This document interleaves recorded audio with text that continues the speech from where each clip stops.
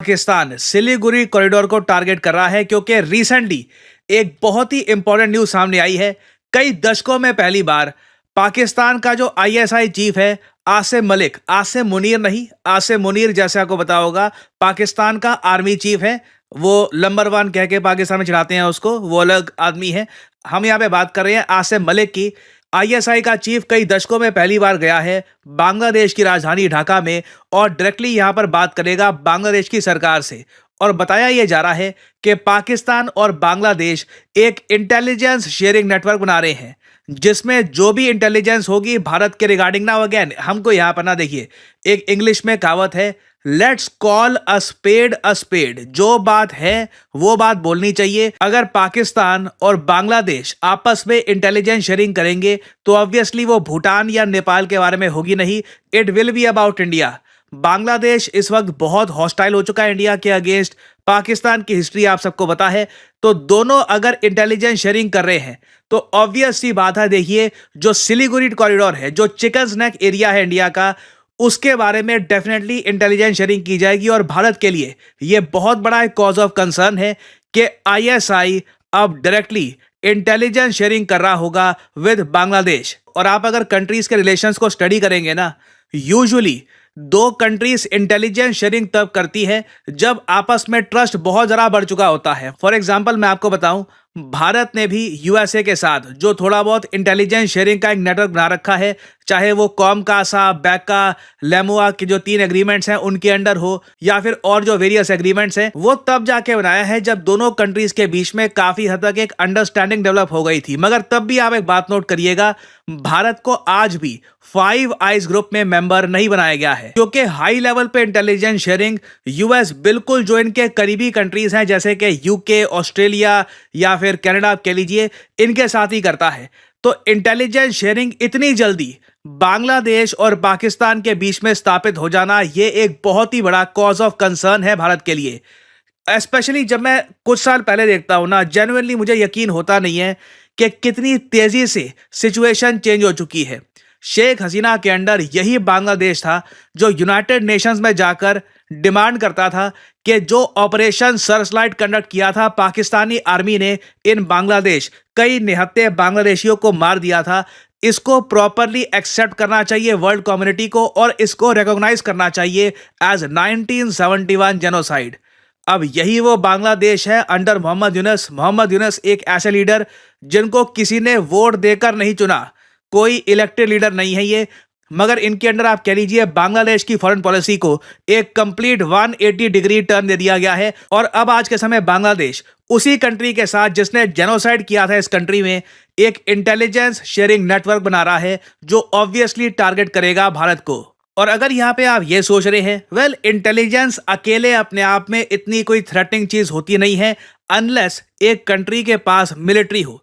Military को intelligence के साथ जब आप ऐड करते हो तब एक खतरा सामने आता है। वेल देखिए, ये भी रिपोर्ट सामने आ रही है कि बांग्लादेश हो सकता है 32 Pakistani JF thunder fighter jets ये परचेज कर ले अपनी एयरफोर्स को मॉडर्नाइज करने के लिए। ये डेफिनेटली एक बहुत ज़्यादा चिंता की बात है। 32 फाइटर जेट्स बांग्लादेश की मिलिट्री को सडनली बहुत ज़्यादा स्ट्रांग बना सकते हैं, चाहे वो JF-17 थंडर के क्वालिटी के ही एयरक्राफ्ट हो। This is a huge development now. अब एक बार यहाँ पे आप पूछोगे, अच्छा ये तो अभी एक पोटेंशियल डील हो सकती है ना, कि हो सकता है कि बांग्लादेश ये फाइटर जेट्स परचेज करे, इसका पैसा कहाँ से आएगा, इनके फाइनेंसेस कैसे अरेंज होंगे।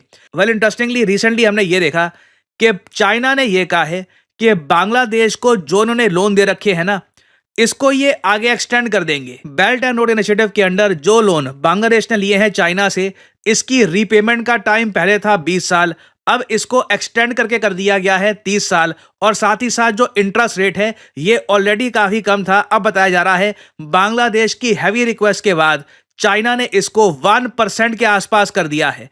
क्लियरली ये इसलिए किया जा रहा है ताकि बांग्लादेश के पास कहीं ना कहीं फंड्स बन जाएं, कुछ ये अपने डिफेंस एक्सपेंडिचर में ओपनली खर्च पाए। And this is a huge cause of concern for India. और ये सब चीजें देखकर ही ना बहुत अजीब लगता है कि यूएसए ने क्यों मोहम्मद यूनुस की सरकार को इतना सपोर्ट किया है। आई मीन लिटरली आज के समय बांग्लादेश एक बहुत ही बड़ा सिक्योरिटी चैलेंज बन के खड़ा हो गया भारत के लिए, क्योंकि जैसे जैसे मिलिटरीली ये खुद को इक्विप करेंगे, पाकिस्तान की आईएसआई के साथ इंटेलिजेंस शेयरिंग का एक नेटवर्क ये लोग बिल्ड कर देंगे, अपनी एयरफोर्स को खड़ा कर देंगे। इससे होगा क्या? क्या हम यहाँ पे अज्यूम ये कर रहे हैं कि बांग्लादेश अटैक कर देगा इंडिया को? नहीं। मान लो बांग्लादेश कुछ नहीं करता, मगर ये सब जो डेवलपमेंट्स है ना, इसकी वजह से इंडियन मिलिट्री को इवेंचुअली हमें प्रिपेयर करके रखना होगा कि पाकिस्तान चाइना के साथ एक थर्ड फ्रंट, तीसरा फ्रंट हमारा बांग्लादेश के अगेंस्ट भी खुल सकता है। कल को अगर इंडिया पे अटैक होता है, ये 3 फ्रंट अटैक हो सकता है जो हमारी मिलिट्री की एबिलिटी को प्रॉपर तरीके से टेस्ट करेगा। तो चाहे सिलीगुड़ी कॉरिडोर को इमीडिएटली पाकिस्तान या चाइना या बांग्लादेश कब्जाने की कोशिश ना करे, आप कह लीजिए हमारे जो रिसोर्सेज है ना, अब हमें और एक्सटेंड करने होंगे। मिलिट्री प्लानिंग में कहीं ना कहीं हमको ये इवेंचुअलिटी को भी करना पड़ेगा कंसिडर कि कल को अगर मान लीजिए बांग्लादेश इंडिया के अगेंस्ट हॉस्टाइल हो गया पाकिस्तान चाइना के साथ मिलकर, तब क्या होगा? हर इवेंचुअलिटी के लिए हमको करना होगा प्रिपेयर, एंड ये अनफॉर्चुनेट है अभी के लिए हमको ये सब करना पड़ रहा है। और अगेन ये सब हम अवॉइड कर सकते थे अगर यूएस अग्रेसिवली शेख हसीना के पीछे ना पड़ जाता। All of this could have been avoided. USA ने, आप कह लीजिए जाने अनजाने जो भी आप यहाँ पे कह सकते हैं। अस्सलाम वालेकुम दोस्तों, पाकिस्तान सिलीगुड़ी कॉरिडोर को टारगेट कर रहा है। असल खबर तो यह है कि दोस्तों बांग्लादेश अपनी 1971 के जो जेनोसाइड किया गया था इंडियन आर्मी और इंडियन मख्ती बानी की तरफ से बंगालियों पर जुल्म किया गया था, उसका बांग्लादेश इनसे बदला लेने वाला है और पाकिस्तान का नाम लगा रहे हैं। बल्कि पाकिस्तान इनकी बंगालियों की जरूर मदद करेगा। और एक बहुत बड़ी अपडेट सामने आई है जिससे भारतीय मीडिया में दोस्तों क़यामत का समा है। पाकिस्तान आईएसआई और बांग्लादेश इंटेलिजेंस के दरमियान इंटेलिजेंस शेयर का मुआहदा हुआ है, जिसके तहत दोस्तों अब ये होगा कि अब पाकिस्तान और बांग्लादेश इंटेलिजेंस शेयरिंग करेंगे। इंटेलिजेंस शेयरिंग तब होती है जब दोनों मुल्कों के दरमियान ताल्लुकात इस हद तक बड़े हो जाते हैं कि दोनों मुल्क अपने एक दूसरे के लिए वीजा फ्री कर देते हैं, एक दूसरे के लिए कट मरने को तैयार होते हैं। और पाकिस्तान और बांग्लादेश ने अब ऐसा ही किया है। पाकिस्तान और बांग्लादेश ने इंटेलिजेंस शेयरिंग का दोस्तों एक नेटवर्क कायम कर दिया है। क्या होगा? इंडिया की सरहद पर जो कुछ हो रहा होगा, इंडिया पाकिस्तान को किसी जगह पर अगर टारगेट कर रहा होगा तो बांग्लादेश उसका हमें बता देगी। और सिलीगुड़ी कॉरिडोर पर क्या कुछ हो रहा है वो बांग्लादेश इंटेलिजेंस पाकिस्तान की मदद से बताएगी। क्या होगा दोस्तों, कैसे उस सिलीगुड़ी कॉरिडोर को लिया जाएगा और भारत को 2 टुकड़ों में बांटा जाएगा, बांग्लादेश का बदला लिया जाएगा, वो एक बहुत बड़ी इंटेलिजेंस शेयरिंग हमें चाहिए होगी और बांग्लादेश इसके लिए हमारी मदद करेगा। और यहाँ पर नॉर्थ ईस्ट और दोस्तों वेस्ट बंगाल में बांग्लादेश इंटेलिजेंस का इतना स्ट्रॉन्ग नेटवर्क है कि जिसका हम सोच भी नहीं सकते। वहाँ पर पाकिस्तान आईएसआई भी इतना कुछ नहीं कर सकती जितना बांग्लादेश इंटेलिजेंस कर सकती है। वेस्ट बंगाल और बंगाली लोग बिल्कुल एक ही तरह के हैं दोस्तों, दोनों एक ही जुबान बोलते हैं जिसे बंगाली जुबान कहा जाता है। बहुत ही अच्छी और मीठी जुबान है। और आपको पता है कि जब आप बांग्लादेशी हैं या फिर वेस्ट बंगाल के हैं, दोनों बोली एक ही है। अगर आप बोलेंगे तो आपको पहचानना मुश्किल हो जाएगा। इसलिए वहाँ पर सिलीगुड़ी कॉरिडोर और नॉर्थ में बंगाल की इंटेलिजेंस इस हद तक स्ट्रॉन्ग है जिसका सोच कर भी भारत को बहुत ज्यादा डर लगता है। और पाकिस्तान को अब यह फायदा हो गया है कि इंटेलिजेंस शेयरिंग से बांग्लादेश की इंटेलिजेंस शेयरिंग से सिलीगुड़ी कॉरिडोर, वेस्ट बंगाल और दोस्तों नॉर्थ ईस्ट में पाकिस्तान का नेटवर्क भी बहुत ज्यादा मजबूत हो जाएगा। और दोस्तों अब इसी से भारत की नींदें हराम होती जा रही है।